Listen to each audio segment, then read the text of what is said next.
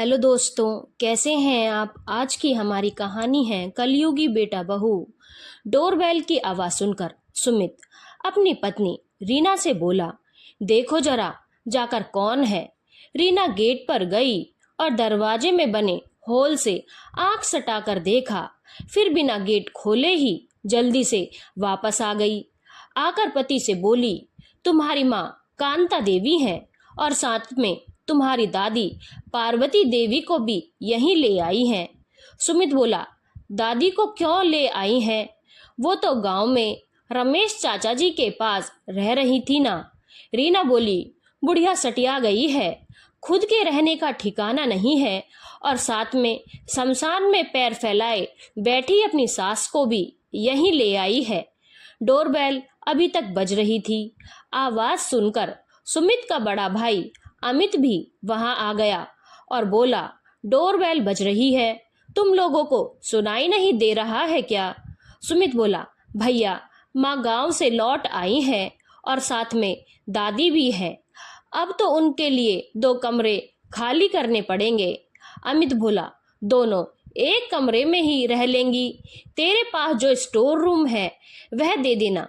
सुमित बोला, store room में 2 खाटें नहीं आ पाएंगी, माँ का कमरा आपके हिस्से में आया है, आप वही कमरा उन्हें लौटा दो, माँ के मरने के बाद उसे वापस ले लेना। डोरबेल अब भी बजती जा रही थी, लेकिन ये लोग दरवाजा खोलने के बजाय आपस में बहस किए जा रहे थे। अमित बोला, तू क्या चाहता है, दोनों का खर्चा मैं अकेला उठाऊं? शोर सुनकर अमित की पत्नी कविता भी वहां आ गई थी। वह बोली, कब से डोरबेल बज रही है, आप लोग खोल क्यों नहीं रहे हैं? आखिर कौन है बाहर, कोई भिखारी है क्या? अमित अपनी पत्नी से बोला, जाकर गेट खोल दे, बाहर तुम्हारी सास कांता देवी और दादी सास खड़ी हैं। बड़ी बहू कविता ने गेट खोला तो कांता देवी अपनी सास पार्वती देवी के साथ खड़ी थीं। कांता देवी बोली, बहू गेट खोलने में इतनी देर क्यों लगा दी, कब से घंटी बजाए जा रही हूँ। बड़ी बहू कविता बोली, खाना खाने के बाद आंख लग गई थी माँ। कांता देवी जब अपनी सास के साथ अंदर आई तो देखा कि दोनों बेटे हॉल में बैठे हुए हैं और छोटी बहू रीना भी उनके पास खड़ी है। कांता देवी को माजरा कुछ समझ में नहीं आया। पहले उन्होंने अपनी सास पार्वती देवी को अपने कमरे में छोड़ा, फिर वापस आकर बोली, तुम सब यहीं हॉल में बैठे थे तो फिर गेट क्यों नहीं खुला? छोटी बहू रीना बोली, गेट कैसे खुलता माँ जी, आपने तो हमें टेंशन में डाल दिया, घर में वैसे ही कमरों की कमी है और आप दादी जी को भी यहाँ ले आई। कांता देवी बोली, कमरों की कमी कहाँ है बहू, घर में 6 कमरे हैं, एक में तुम रहती हो, दूसरे में बड़ी बहू कविता रहती है, एक कमरे में तुम दोनों के बच्चे रह रहे हैं, एक कैश रूम के काम आता है, बाकी तो 2 कमरे खाली है ना। वैसे भी माँ जी को मैं अपने कमरे में ही रखूंगी, इसीलिए एक कमरा तो फिर भी शेष रह गया। अमित बोला, वो बात यह है माँ, हमने घर का बंटवारा कर लिया है। कांता देवी चौंक कर बोली, तुम्हारे बाप रामचंद्र जी को गुजरे 2 महीने भी नहीं हुए और तुमने आपस में घर बांट लिया। खैर बांट लिया तो ठीक है, आदमी तो हम उतने ही हैं, कमरे कम कैसे पड़ेंगे? सुमित बोला, दोनों के हिस्से में 3-3 कमरे आए हैं माँ, एक हम पति पत्नी को चाहिए, एक मेरे बच्चों को चाहिए और एक कमरा मुझे गेस्ट रूम के लिए चाहिए। कांता देवी बोली, ऐसा करो बेटा, दोनों भाई गेस्ट रूम एक ही रख लो, तुम्हारी पत्नियां भी आपस में बहनें हैं, इसीलिए दोनों के गेस्ट रूम भी सेम हो जाएंगे, 2 गेस्ट रूम की क्या जरूरत है? अमित बोला, माँ आप स्टोर रूम में रह लो, वहां जमीन पर गद्दे बिछा देंगे। माँ बोली, स्टोर रूम बहुत छोटा है बेटा और ना ही उसमें कोई खिड़की है, वहां पर तो बहुत घुटन हो जाएगी, मैं अपने कमरे में ही रहूंगी। फिर कांता देवी अपने कमरे में आ गई। कांता देवी के पति रामचंद्र जी का कुछ समय पहले ही निधन हुआ था। बेटे के निधन से दुखी होकर दादी पार्वती देवी बीमार पड़ गई थी। कांता देवी अपनी सास को बहुत चाहती थी, कैसे ना चाहती। आखिर उनकी सास ने उन्हें हमेशा बेटी से बढ़कर चाहा था, बहुत प्यार किया था। और एक अच्छी लड़की तो होती ही ऐसी है जो उसे सच्चा प्यार और दुलार दे, उसे वह जी जान से चाहने लगती है। ठीक उसी तरह कांता देवी अपनी सास से बहुत प्यार करती थी और उनका बहुत ख्याल रखती थी। इसलिए वह सास की देखभाल करने के लिए ही गांव गई थी। 1 महीने बाद जब वापस आईं तो सास को भी अपने साथ ले आईं, क्योंकि उन्हें अपनी देवरानी रमेश चाचा की पत्नी पर भी पूरा भरोसा नहीं था कि वो सास की ढंग से देखभाल कर पाएंगी। मगर यहाँ घर का वातावरण देखकर वह डर गई। आज पहली बार उन्हें खुद के बेटे पराये लग रहे थे। कांता देवी ने अपना कमरा देखा। अभी तक उनका सामान वैसे का वैसा ही रखा हुआ था। दीवार पर पति रामचंद्र जी की फोटो अब भी लगी हुई थी और वह फोटो मुस्कुरा रही थी। वह फोटो के सामने खड़े होकर धीरे से बुदबुदाई, आज तो आपके बेटे मुझे अजनबी से लग रहे हैं जी। ऐसा लग रहा है जैसे मैं किसी पराये घर में आ गई हूँ। रात को देर तक कांता देवी खाने का इंतजार करती रहीं, मगर 9 बजे तक खाना नहीं आया। वह उठकर रसोई में गई तो देखा कि दोनों बहुओं ने रसोई को भी 2 हिस्से में बांट लिया था और 2 अलग गेट निकाल लिए थे। कांता देवी बोली, बहू, अभी तक मेरे कमरे में खाना नहीं भिजवाया।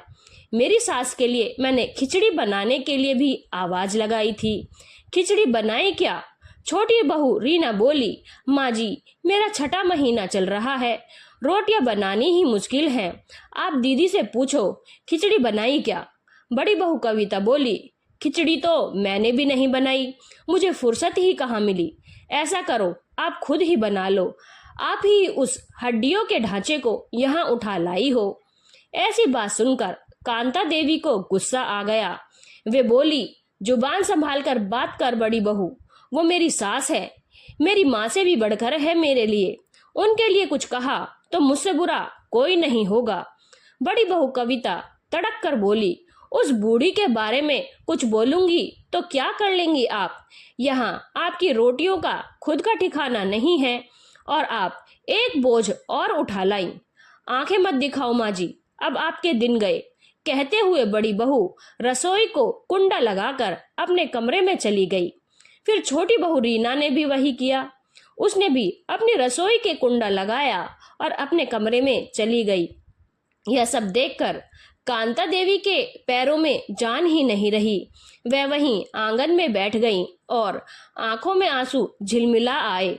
वह वापस अपने कमरे में गई और गांव से जो टिफिन बनाकर लाई थी उसे खोला। अभी रोटियां और सब्जी खाने के लायक बची थी। कांता देवी बाहर गई।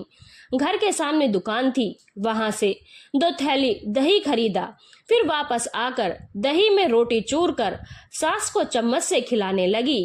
पहला निवाला मुंह में जाते ही सास पार्वती देवी ने कहा, दोनों बेटे और बहुएं हाथ से निकल गए हैं कांता। दादी सास को 90 साल हो गए थे दुनिया देखते हुए। उन्होंने अपने अनुभव से ही जान लिया था कि घर का मामला खराब है। कांता देवी बोली, ऐसा कुछ नहीं है माँ जी, आप बेवजह शक कर रही हो। सास बोली, बेटा, जब उन्होंने हमें गेट पर इतनी देर खड़े रखा मैं तभी समझ गई थी। फिर अंदर आई तो मेरे दोनों पोते ने मेरी तरफ देखा भी नहीं। जिनका पूरा बचपन मेरी गोद में गुजरा था वे मुझे पहचान ही नहीं रहे थे।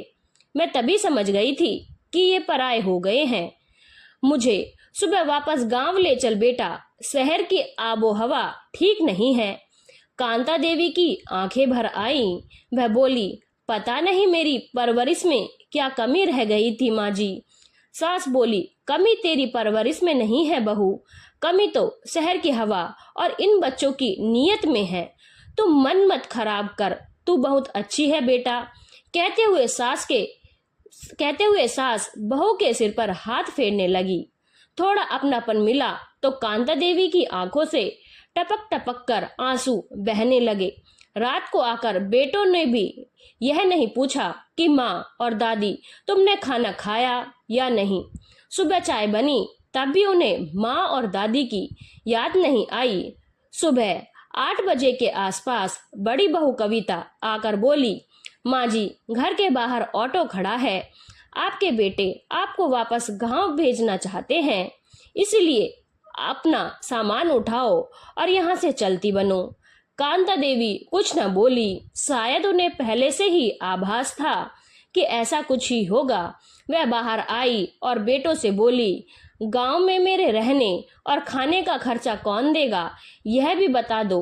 बड़ा बेटा अमित बोला, आपके खाते में अभी भी 2 लाख रुपए पड़े हैं और पापा की पेंशन भी आती है, तो आपको खर्च की क्या जरूरत है। इस घर में आप हमेशा हुक्म चलाती रही हैं, मगर अब आपकी बहुओं को अच्छा नहीं लगता। आप यहाँ रहेंगी तो बेवजह कलह होगी। गांव में हमारे 4 कमरे हैं, वहां जाकर आराम से अपना बुढ़ापा काटो। कांता देवी कड़े स्वर में बोली, अब यह घर छोड़कर मैं कभी नहीं जाऊंगी। अगर कोई यहाँ से जाएगा तो वो तुम लोग जाओगे। तुम क्या समझते हो, यह घर तुम्हारे पिता के नाम है। जब उन्हें पहली बार दिल का दौरा पड़ा था ना, और तुम लोग उन्हें इलाज के लिए अच्छे हॉस्पिटल में नहीं ले गए थे, तो वे तभी समझ गए थे। तुम्हारे पापा मुझसे बोले थे, कांता औलाद हाथ से निकल चुकी है, अब मेरा कोई भरोसा नहीं है कि कब मेरा बुलावा आ जाए, इसलिए यह घर मैं तेरे नाम कर रहा हूँ ताकि भविष्य में तेरे साथ कुछ गलत ना हो। फिर कांता देवी हाथ में लिए फोन को दिखाते हुए बोली, मैंने पुलिस को फोन कर दिया है, वे अभी आते होंगे। तुम लोग अभी से घर खाली करने की तैयारी में लग जाओ। इतना सुनते ही दोनों बेटों और बहुओं की हालत खराब हो गई। उनके पैरों तले जमीन खिसक गई। वे लोग तो कुछ और ही ख्याली पुलाव बनाकर बैठे थे। उन्हें तो विश्वास ही नहीं हुआ, लेकिन जब उन्होंने कागजों पर माँ का नाम देख लिया तब जाकर उन्हें यकीन आया कि पिता रामचंद्र जी ने यह घर सच में माँ के नाम कर दिया था। फिर छोटी बहू रीना हाथ जोड़ते हुए बोली, माँ जी मैं प्रेग्नेंट हूँ, इस हालत में हमें घर से बाहर मत निकालिए, कुछ तो दया करो हम पर। दोनों बेटे भी गिड़गिड़ाने लगे और बोले, ऐसा मत करो माँ, हम बर्बाद हो जाएंगे। कांता देवी बोली, जब तुम्हें हम बूढ़ियों पर रहम नहीं आ रहा था तो मैं तुम लोगों पर क्यों रहम करूं। तुम लोगों ने दया और संवेदना नाम की कोई चीज ही नहीं बची है। तुम्हारे दिलों में जहर भर गया है। अगर तुम लोगों को यहाँ रख भी लिया तो वो जहर तुम लोग मुझे पिला दोगे, मेरी डॉक्टरी मुआयना भी नहीं होने दोगे। आखिरकार बेटों ने आनन फानन में शहर में एक घर किराए पर लिया और रोते गिड़गिड़ाते घर खाली करके चले गए। अब कांता देवी उस घर में अपनी सास पार्वती देवी के साथ बड़े ही सुकून से रह रही थी। सीख दोस्तों, क्या इसी दिन के लिए लोग भगवान से औलाद मांगते हैं, हर जगह मन्नतें मांगते हैं। आज अपने हाथ से पहलने वाला खिलाने वाली माँ और अपने खून पसीने की कमाई से एक एक पैसा जोड़कर घर बनाने वाले बाप की दुनिया से विदा लेते ही बेटों ने माँ और दादी को बेघर करने में 1 मिनट भी नहीं लगाया। जो दादी अपने पोतों पर जान छिड़कती थी, आज उन्हीं पोतों ने उन्हें एक नजर देखना तक न चाहा। इस कलयुगी दुनिया में पैसा और स्वार्थ इतना बड़ा हो गया है, लेकिन लोग भूल जाते हैं कि आगे उनकी भी औलादें हैं जो यह सब देख रही हैं और सीख रही हैं। इसलिए जैसा आप खुद का भविष्य देखना चाहते हैं, ठीक वैसा ही व्यवहार आज अपने बुजुर्गों के साथ करिए। धन्यवाद दोस्तों। अगर आपको कहानी अच्छी लगी हो तो चैनल को लाइक, शेयर और सब्सक्राइब करना ना भूलें।